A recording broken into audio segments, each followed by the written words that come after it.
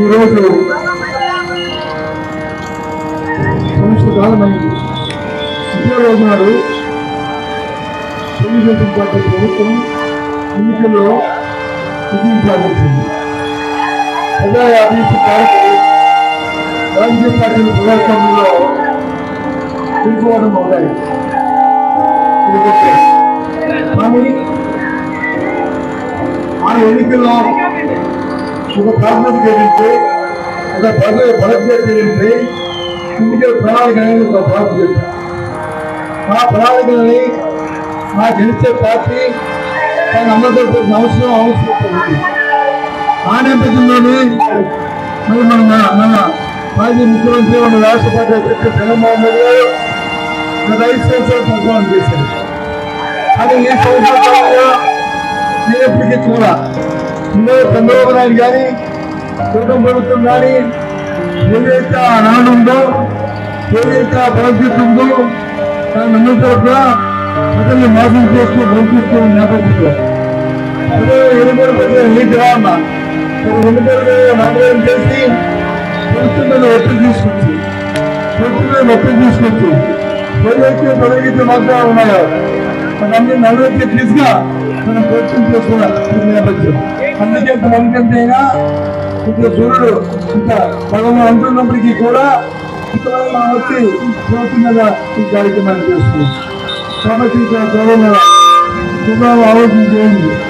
ఈ దోషి చేసిన మర్యాద మోసం కదా ఈ జలాన్ని మనం చెప్పుకోవాలి. ఎందుకంటే ఆ ఇక్కడ అవగాహన నిర్వహించే చేసి బాగా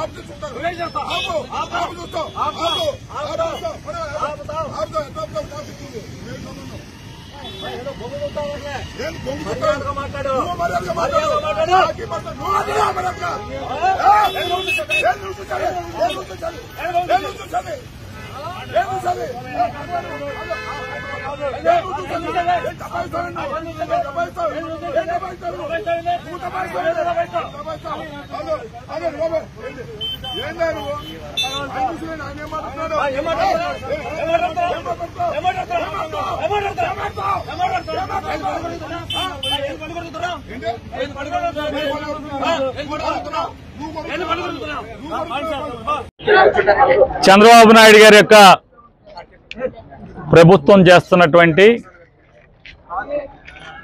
మోసపూరితతనం ఎన్నికల ముందు ఇచ్చినటువంటి ప్రతి హామీని తుంగలో తొక్కి ఇవాళ అధికారాన్ని కేవలం ధనార్జన కోసం మాత్రమే అనుభవించండి. అంత ఫోటోల కోసం నేను కూర్చోండి. ధనార్జన కోసం మాత్రమే ఇవాళ వాళ్ళ ముగ్గురు పార్ట్నర్స్ కాలం గడపటం, సొమ్ము జనాంది, సోకు చంద్రబాబు నాయుడు కొడుకు పవన్ కళ్యాణ్ది అవటం మనందరం చేసుకున్నటువంటి దౌర్భాగ్యం. ఎన్నికల ముందేమో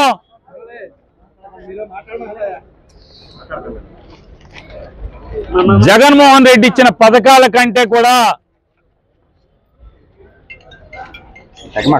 ఎక్కువగా మీకు ఇస్తామని, జగన్మోహన్ రెడ్డి గారు చేసిన దానికంటే కూడా అదనంగా కూడా ఇస్తాను. జగన్ నన్ను అడుగుతున్నాడు డబ్బులు ఎక్కడి అని చెప్పని. నా 40 ఏళ్ల అనుభవం, సంపద సృష్టిస్తాను. సంపద సృష్టించి ఆ డబ్బులందరినీ కూడా జనానికి పంచిపెడతాను.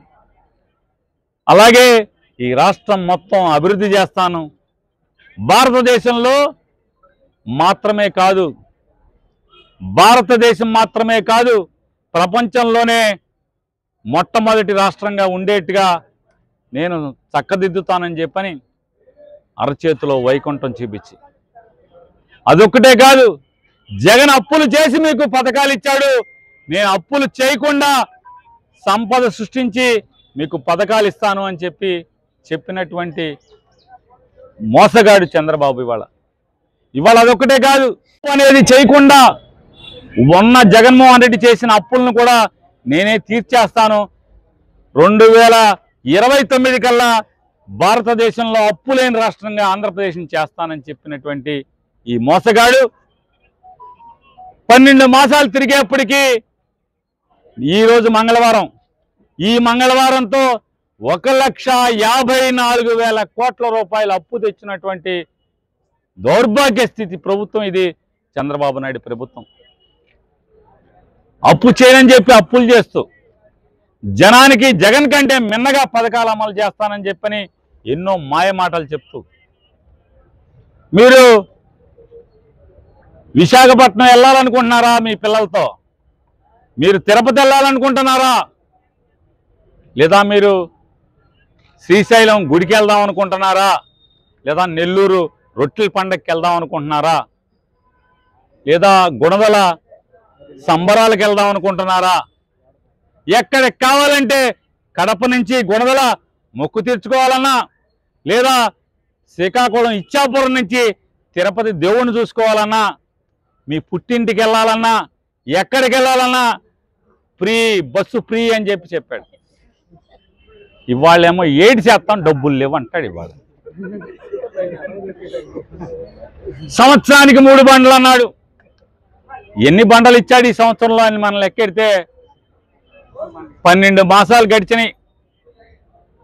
12 మాసాల్లో ఒక్క బండిచ్చి, అది కూడా అరకరగా మందికి బండిచ్చి అయిపోయినాయి అని చెప్తున్నాడు. ఇచ్చేశానని చెప్పి జబ్బలు చరుచుకుంటున్నాడు. ఇవాళ అదొక్కటే కాదు, సంక్రాంతి కల్లా రోడ్లు నున్నగా చేస్తా అన్నాడు. కానీ ఈ రోజుకి ఎన్ని రోడ్లు నడువులు పడిపోయేటున్నాయో మనం ఈ రోజు కూడా మనం చూసుకునే పరిస్థితి.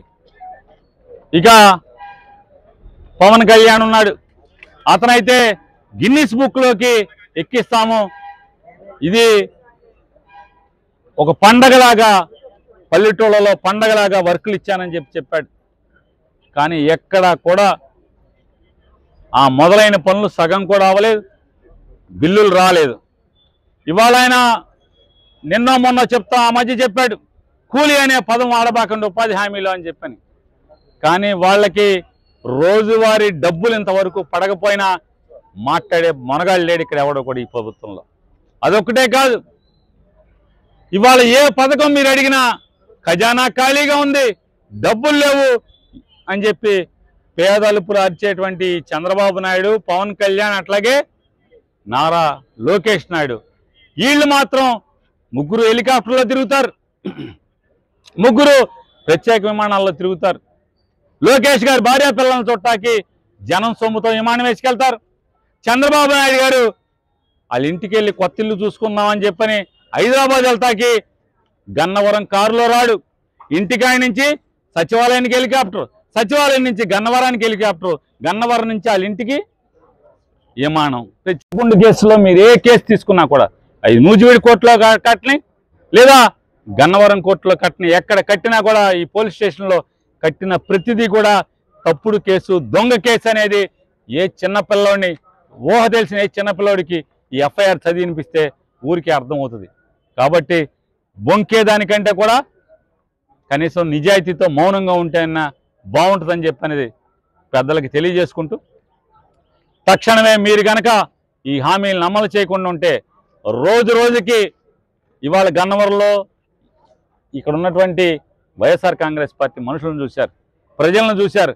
సంవత్సర కాలంగా వేధింపులకు గురిగవుతున్నా కూడా ఇంతమంది మొదలయ్యారంటే మీ వ్యతిరేకత, మీ మీద వ్యతిరేకత, మీ పతనానికి నాంది గన్నవరంలో ప్రారంభమైంది ఈ రోజున 4వ తారీఖు అని చెప్పనేది మీకు హెచ్చరిక జారీ చేస్తూ, ఖచ్చితంగా ప్రజల యొక్క ఆగ్రహావేశాల్లో కొట్టుకుపోతాం రాబోయే రోజుల్లో తథ్యం అనేది కూడా కూటమి ప్రభుత్వానికి హెచ్చరిక చేస్తుంది.